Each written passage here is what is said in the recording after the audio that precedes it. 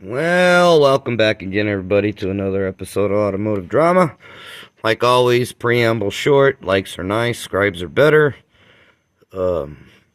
And questions, comments, feel free. And ring the bell if you want to see more episodes of Automotive Drama. Anyways, you see I'm staring at the underside of a Cadillac, and look, it's all drippy wet. Well, the reason it's drippy wet is because it had so much oil in it. And you can see up there the rack and pinion. See, I still probably gonna have to do it one more time.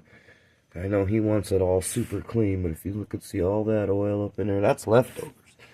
This is after I've already gave it a good whole bottle of Gunk Engine Degreaser, the squirt bottle. I don't have one to show you, but you can see the bubbles over there where there's still a little residual, on the bottom of the oil pan, all those little dots.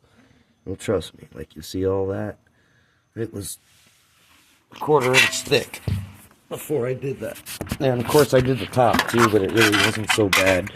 I'm pretty sure that the oil pan's leaking on this thing, but I need to know for sure because it is a major job to do an oil pan on this car.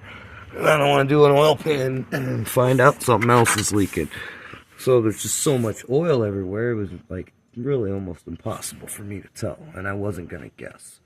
So if you see where I'm showing it right now, that's still really gooey and thick. Let me get a close-up view of that. There we go. And the whole pan looked like that. The whole underside was just all caked in goo. You see there, I still gotta give it another blast. I'm actually gonna break out my pressure washer. I just gave it a quick one to see, and it got most of it clean. And if you look, there's oil on up on the AC, back of the AC compressor. These things are also notorious for that oil filter housing gasket to leak too, and it will look like an oil pan, but I won't know until I start it back up. Now, normally you're supposed to get these things warm before you hit it with the engine degreaser, but I can't get it warm because I did the top side, but that ain't why I can't get it warm, because this power steering hose is squirting over here like a little fountain.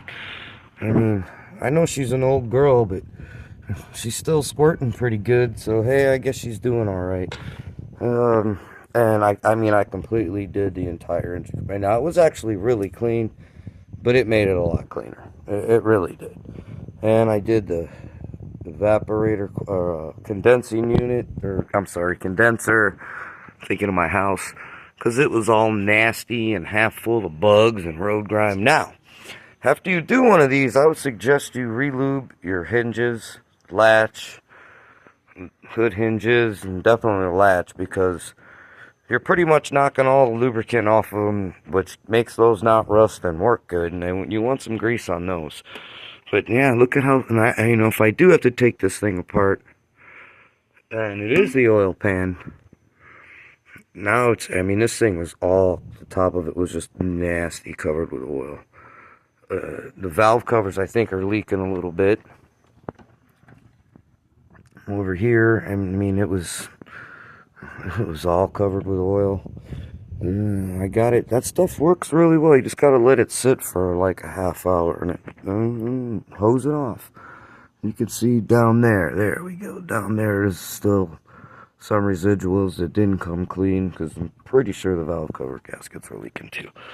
But anyways, we'll find that out here shortly, because I'm gonna actually give it another douse here and get it totally clean, and then I guess I'm gonna have to wrap a rag around that old girl's hose over there, because she squirts, and because I don't want to make a big mess out of everything I just cleaned, so I can, you know, run it for a minute and make sure what's leaking, what everybody says is leaking, is actually leaking.